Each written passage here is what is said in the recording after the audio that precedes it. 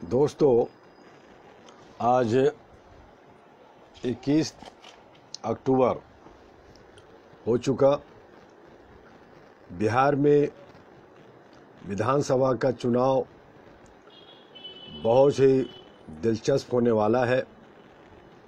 हमारे बहुत सारे साथी हमसे संपर्क किए कि मैं इंडिपेंडेंट, मैं छोटी पार्टियों के साथ खड़ा हूं। पढ़े लिखे लोग हैं, समझदार हैं, लेकिन संसाधन और पैसे की कमी की वजह से वो जनता के बीच में संवाद नहीं कर पा रहे और जनता भी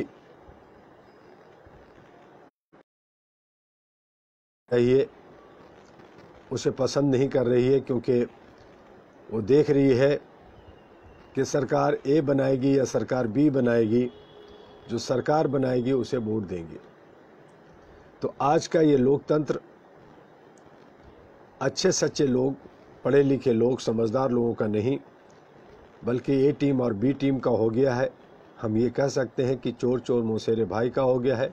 हम कह सकते हैं कि एक जंगल राज जिसमें डाकुओं का राज होता है। एक सरदार अगर इनकाउंटर में या किसी वजह से नाकामयाब रहता है तो उसी डाकू के बीच में से दूसरे डाकू को सरदार बना दिया जाता है। और यही कमोबेश पूरे भारत के अंदर हो रहा है। मैंने सभी साथियों को, समझदार जो बुद्धिजीवी अपने को समझते हैं, जो 5000 पार्टियां बना करके घूम रहे हैं कि मैं व्यवस्था बदलूंगा, देश का तकदीर बदलूंगा, देश के अंदर सारे भ्रष्टाचार, क्राइम को ख़त्म करूंगा, गलत तत्वों को राजनीतिक में नहीं जाने दूंगा, ऐसी शपथ ले लेके काम करते हैं। जंतर मंतर पे और जगह पूरे भारत में धरना प्रदर्शन, आंदोलन करते हैं, बड़ी बड़ी बातें करते रहते हैं, लेकिन कामयाब नहीं होते। मैंने उन्हें कहा कि आप एकजुटता दिखाइए, एक साथ बैठिए, उसके लिए एक व्यवस्था होती है, एक सिस्टम होता है, और कम संसाधन में, कम पैसे में आप वो काम कर लेंगे जो लोग नहीं कर सकते। और फिर देखेंगे कि ये जो जितने भी आप बड़ी पार्टियां जो के नाम पे जो वोट पड़ता है, एक सरदार दूसरे सरदार को जो सत्ता परिवर्तन होता है, ये सब खत्म हो जाएगा। और इसके लिए इच्छा शक्ति की ज़रूरत है, आपसी सद्भाव और प्यार और एकता की ज़रूरत है। और इसीलिए मैंने सामाजिक काम करते हुए, अपने जीवन में कई चीज़ें छोड़ते हुए एक पार्टी का भी गठन किया था कि ताकि अच्छे सच्चे लोगों को हम चुनाव कर सकें, जोड़ सकें। लेकिन बहुत अथक प्रयास करने के बावजूद भी मैं अभी नाकामयाब हूँ। लेकिन मेरी संघर्ष, मेरा प्रयास जारी है। और उसी क्रम में मैंने हजारों से ज़्यादा मैगजीन्स का संपादन किया, 7 किताबें लिखी, और भी किताबें लिखने का अभी हमारा सिलसिला है। लेकिन अभी मेरी भी कुछ आर्थिक और कई बातों की वजह से, कई बाधाओं की वजह से उन किताबों का प्रकाशन अभी रुका हुआ है। कुछ महामारी और कुछ असहयोग साथियों का भी हमें मनोबल को तोड़ता है। लेकिन मैं ऐसे मिट्टी से बना हूँ कि कितना भी टूट जाऊँ, कितना भी गिर जाऊँ, लेकिन अपने स्वभाव को मैं नहीं छोड़ना चाहता। जो मैंने मानवाधिकार की अलग जगाने की जो अपना बीड़ा उठाया भारत के अंदर, विश्व के अंदर, उसे कामयाब कर रहा हूँ। अब अहरा का न सिर्फ सरकार, न सिर्फ सभी पार्टियां, बल्कि भारत में हजारों से ज़्यादा मानवाधिकार पर और अहरा से निकले हुए तथाकथित लोग, इंटरनेशनल और तरह तरह के नामों से लेकर के ह्यूमन राइट्स, मानवाधिकार पे संस्थाएं चला रहे। मैं कई बार कहा कि भैया अगर नियत ठीक है तो ठीक है, अच्छा काम करो, मेरी आपकी शुभकामना है, सद्भावना, हम आपको साधुवाद देते हैं। जो मुझसे बन पड़ेगा मैं सहयोग भी करने के लिए तैयार हूँ। लेकिन किसी का मिशन और विजन ठीक नहीं है। सब अपने अपने हेकड़ी में है, सब अपने अपने किसी न किसी गलत उद्देश्यों के तहत काम कर रहे हैं। जो ये ठीक नहीं है, मानवता को बदनाम करने की, ह्यूमन राइट्स को, इंसानियत को शर्मसार करने की बात है। इसलिए हम सभी बुद्धिजीवियों को एकजुट होकर करके हम सभी 5000 जो पार्टियां हैं, 42 लाख से ज़्यादा संस्थाएं हैं भारत में, उनमें से अच्छे सच्चे लोग जो अच्छे सोच रखते हैं, अच्छी अपना समाज को, देश को बदलने की बात करते हैं, वो एकजुटता दिखाएं और एक अच्छा रूप बन सकता है। और इसी कड़ी में मैंने जो सुशासन की बात की, आप सब समझदार हैं, आगे बढ़िए। हमने कहा कि डेली 1 बजे मैं आपको सुशासन, मानवाधिकार पे और कई किताबों के बारे में बात करेंगे। तो आज हम लोग भारत के इतिहास पे थोड़ी सी नज़र डाल लेते हैं। कल फिर बातें होंगी, और अभी तो चूँकि बिहार में सरगर्मियाँ ज़्यादा हैं, इसलिए बिहार की बार बार बातें हम कर रहे हैं आपसे। तो आइए आज हम भारत के इतिहास का थोड़ा सा अवलोकन कर लेते हैं, और हमारी जो मानवाधिकार और सुशासन की किताब में ये अंकित है, उसी को हम कोट कर रहे हैं। तो हमारे पौराणिक मान्यताओं के अनुसार भारत एक सनातन राष्ट्र है। भारतीय दर्शन के अनुसार ऋग्वेद के जशिष्ठ पुत्र भरत के नाम पर इस देश का नाम भारत पड़ा। भारत को अंग्रेजी में इंडिया नाम से पुकारते हैं। इंडस वैली की वजह से इसका नाम इंडिया कहलाने लगा। प्राचीन काल में भारत आर्यवर्त, जम्बूद्वीप जैसे नामों से जाना जाता था। भारत में 17वीं शताब्दी के मध्यकाल में पुर्तगाली, डच, फ्रांसीसी और ब्रिटिश लोग व्यापार के लिए आए और धीरे धीरे देश पर कब्जा करते गए। 1840 तक संपूर्ण देश पर उसका शासन हो गया। पहली बार 1857 में ईस्ट इंडिया कंपनी के विरोध हुआ, परंतु उसे दबा दिया गया। इसके बाद इस देश में लगातार स्वतंत्रता के लिए आंदोलन चलता रहा।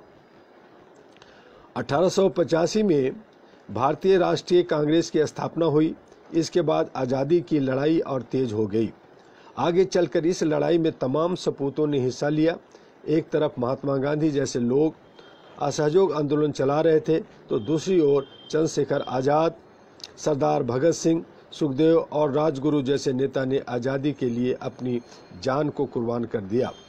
सुभाष चंद्र बोस जैसे नेता भी आज़ादी की लड़ाई में कूद पड़े थे।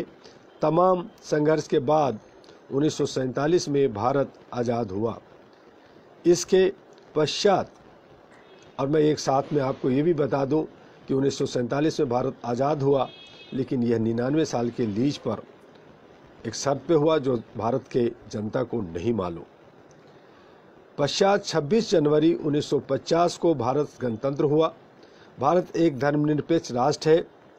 गणतंत्र बनने के बाद भारत को नए सिरे से भारत को सजाने की और संवारने की नई कोशिश की गई। भारत को जब आज़ादी मिली तो देश की आर्थिक हालत खस्ता थी। देश में गरीबी और भूखमरी चारों तरफ फैली हुई थी। विदेशी शासकों द्वारा भारत के संसाधनों का शोषण किया गया था तथा भारतीयों पर जुल्म ढाया गया था। भारतीयों ने आज़ादी के लिए बहुत बड़ी कीमत चुकाई थी। हमारे तमाम रणबांकुरों ने देश को आज़ादी दिलाने के लिए अपना बलिदान दिया था। बुद्धिजीवी वर्ग से लेकर गरीब, मजदूर, आदिवासी सभी ने भारत की आज़ादी के लिए हर संभव अपना योगदान दिया था। 1992 से देश में सुविधाओं का विस्तार करने का बीड़ा उठाया गया। तत्कालीन सरकार ने भारत को कई क्षेत्रों में आत्मनिर्भर बनाने के लिए पंचवर्षीय योजनाओं की शुरुआत की। गांवों में ट्यूबवेल का जाल बिछा, सिंचाई के संसाधन बढ़ाए गए, कृषि क्षेत्र को बढ़ावा देने का प्रयास किया गया, कुटीर उद्योग को बढ़ावा मिला, जिससे भारतीय जनमानस में धीरे धीरे संपन्नता बढ़ने लगी। पंडित जवाहरलाल नेहरू एक दूरदर्शी नेता थे। उन्होंने अपनी आंतरिक नीति और विदेशी नीति में संतुलन बनाए रखने का प्रयास किया। पंडित नेहरू ने कुछ राष्ट्रों के साथ मिलकर गुट निरपेक्ष आंदोलन की शुरुआत की। इसके साथ ही पड़ोसियों से रिश्ते बेहतर करने के लिए भी पंडित नेहरू ने कई कदम उठाए। चीन ने भारत की मैत्री और भावना को ठुकराते हुए युद्ध छेड़ दिया था। फलस्वरूप भारत में विकास की गति को थोड़ा विराम लगा। इसके बावजूद भारत में आने वाली तमाम सरकारों ने देश के चहुमुखी विकास के लिए हर संभव प्रयास किए। आज भी वह प्रयास जारी है। इसी का फल है कि आज भारत कई क्षेत्रों में आत्मनिर्भर हो चुका है। आज आधुनिक भारत की हम बात करें तो भारत के इतिहास पर यदि निगाह डालें तो मानवाधिकार से संबंधित कई घटनाएं ऐसी भी है जो आज़ादी के पहले हुई थी। 1829 में सती प्रथा का अंत हुआ। राजा राम मोहन राय ब्रह्म समाज व हिंदू सुधारवादी आंदोलनों के अथक प्रयास के बाद तत्कालीन गवर्नर जनरल विलियम बेंटिक ने सती प्रथा को समाप्त करने का निर्णय लिया था। यह एक अत्यंत ही मानवतावादी कदम था। यह अत्यंत ही अमानवीय प्रथा थी जिसमें पति की मृत्यु के बाद महिलाएं भी जिंदा आग में जल जाती थी। 1929 में बाल विवाह निषेध अधिनियम लागू हुआ, जिसके अंतर्गत 14 साल से कम उम्र के नाबालिग बच्चों के विवाह पर रोक लगाई गई। इसके पश्चात भारत ने 1947 में आज़ादी हासिल की तथा 1950 में भारत पुनः गणतंत्र राज्य बना। गणराज्य बनने के साथ ही मौलिक अधिकारों को भी महत्ता दी गई। 1955 में हिंदू परिवार कानून में सुधार किया गया, जिसके अंतर्गत हिंदू महिलाओं को और अधिकार दिए गए।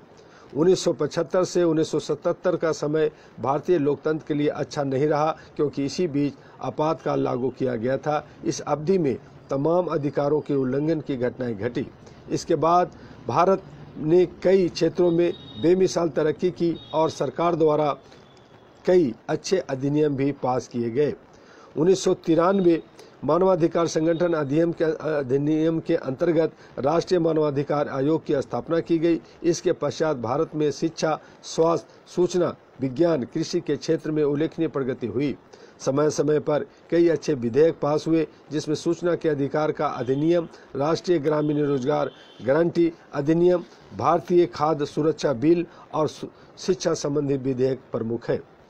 भारत में मानवाधिकारों के संबंध में जागरूकता काफ़ी पहले आ गई थी। इसके बाद AHRA all India human rights association ने देशव्यापी जागरण अभियान छेड़ा। इसी तरह से तमाम संगठन भारत में मानवाधिकारों के प्रति जागरूकता फैलाने के लिए बने। भारत बहुधर्मी व बहुसंस्कृति वाला देश है। 32,87,590 किलोमीटर के विस्तृत क्षेत्र में फैले देश की आबादी 1,81 करोड़ के पार कर चुकी है। भारत में शिक्षा की प्रति लोगों की जागरूकता बढ़ी है। केरल जैसा राज्य पूर्णतः साक्षर हुआ। इसके बाद केरल से चली शिक्षा की आंधी देश के कोने कोने तक पहुंची। आज भारत के युवा भारत के बेहतर विश्वविद्यालय और अच्छे संसाधनों के अलावा विश्व के अच्छे विश्वविद्यालयों में तमाम शिक्षा संस्थानों में शिक्षा ग्रहण कर रहे हैं। भारत के मध्यम वर्गीय समाज में भी शिक्षा के प्रति जागरूकता बढ़ी। समानता के लिए शिक्षा सबसे बड़ी कुंजी है। इसके अलावा भारत में अधिकारों को लेकर भी लोगों में जागरूकता बढ़ी है। मानवाधिकारों के बारे में भी जनमानस पहले से काफ़ी जागरूक हुआ है। भारत का संविधान एक प्रभुता संपन्न धर्मनिरपेक्ष राष्ट्र है। भारत में लोकतांत्रिक प्रणाली है। लोकतांत्रिक ढंग से चुनी गई सरकार यहाँ काम करती है। भारत में संसदीय प्रणाली है। भारत का संविधान 26 जनवरी 1950 से प्रभावित हुआ और इस दिन को गणतंत्र दिवस के रूप में हम सभी मनाते हैं। भारत का संविधान एक बड़ा लिखित संविधान है। इसमें कई अनुसूचियां हैं। भारत में राज्य की शक्तियां केंद्रीय तथा राज्य सरकारों में विभाजित की जाती है। दोनों की सत्ता अपने अपने क्षेत्र में पूर्ण मानी जाती है। भारतीय संविधान की प्रस्तावना में यह स्पष्ट कहा गया है कि हम भारत के लोग भारत को एक संपूर्ण प्रभुत्व संपन्न समाजवादी धर्मनिरपेक्ष लोकतांत्रिक गणराज्य बनाने के लिए तथा उसके समस्त नागरिकों को सामाजिक, आर्थिक और राजनीतिक न्याय, विचार, अभिव्यक्ति, विश्वास, धर्म और उपासना की स्वतंत्रता, प्रतिष्ठा और अवसर की समानता प्राप्त करने के लिए उन सब में व्यक्ति की गरिमा और राष्ट्र की गरिमा और अखंडता सुनिश्चित करने वाली बंधुत्व को बढ़ाने के लिए दृढ़ संकल्प होकर अपनी संविधान सभा में 26 नवंबर 1949 को एकत्रित्व द्वारा इस संविधान को अंगीकृत अधिनियम और आत्मसमर्पित करते हैं। इस ज्ञात को हो कि हमारा संविधान 26 नवंबर 1949 को ही स्वीकार कर लिया गया था, परंतु इसे लागू 26 जनवरी 1950 के अनुसार हमारे यहाँ लोकतंत्र के 3 स्तंभ बताए गए हैं: कार्यपालिका, विधायिका और न्यायपालिका। हमारे संविधान में मौलिक अधिकार, नीतिक निर्देशक तत्व एवं मूल कर्तव्य भी निहित है। हमारे संविधान में जो हमारे मौलिक अधिकार है वो मुख्य रूप से समानता का अधिकार, स्वतंत्रता का अधिकार, शोषण के खिलाफ अधिकार, धर्म की स्वतंत्रता का अधिकार, सांस्कृतिक और शैक्षणिक अधिकार, संवैधानिक उपचारों का अधिकार। इसी तरह नागरिकों के कुछ कर्तव्य भी संविधान में निहित है, जिन्हें बाद में एक संशोधन के द्वारा संविधान में जोड़ा गया था। आज समय की पाबंदी है, मैं लगातार थोड़ा सा अस्वस्थता महसूस कर रहा हूँ। दवाइयाँ चल रही है, जल्द ही आप लोग की दुआ से, और मेरा नाम ही है दुआ, तो ये दुआ मिल करके शायद मैं कुछ आपके काम आ सकूँ, ठीक हो जाऊँगा। और फिर मेरी अंधाधुन ये थोड़ी सी कोरोना का मार ख़त्म होता है तो मेरी 10 दिसंबर से लगातार कई राज्यों का भ्रमण और कई देशों का भ्रमण मैं शुरू करने जा रहा हूँ। लगातार हमारे झारखंड में, रांची में, कलकत्ता में, तेलंगाना में, हमारे तमिलनाडु में और कई राज्यों में प्रोग्राम चलेंगे। उसमें आप सब लोग हिस्सा लें, भाग लें। और अब तमाम लोगों से गुजारिश है कि आप 1 बजे से लेकर के 1:30 तक हमारे मोबाइल पे फ़ोन ना करें, क्योंकि मैं आपके साथ फेसबुक पर लाइव रहता हूं। आप उससे जुड़ें और उन्हें अपने भाषा में अपने तरीके से वीडियो बना करके उसे टाइप करके मैटर को अपने ग्रुप में तमाम साथियों को भेजें, आहरा को के अपलिफ्टमेंट के लिए और लोगों की अवेयरनेस में हिस्सा लेने के लिए। बार बार मैं आप लोगों से आग्रह करता हूं, ये सबका ड्यूटी है, सिर्फ डॉक्टर दुआ का नहीं है, बल्कि हम तमाम लोगों को जो मानवाधिकार से जुड़े हैं, जो हमें मानवीय मूल्यों के लिए काम करना है, इंसानियत के लिए काम करना है। जो कौन गलत कर रहा है, कौन सही कर रहा है, ये वक्त बताएगा। ये हमारे ऊपर भी जो बैठे हैं, जो हम जिसे भगवान, गॉड, अल्लाह, ईश्वर कहते हैं, वो भी सबक देता रहता है, वो भी सज़ा देता रहता है।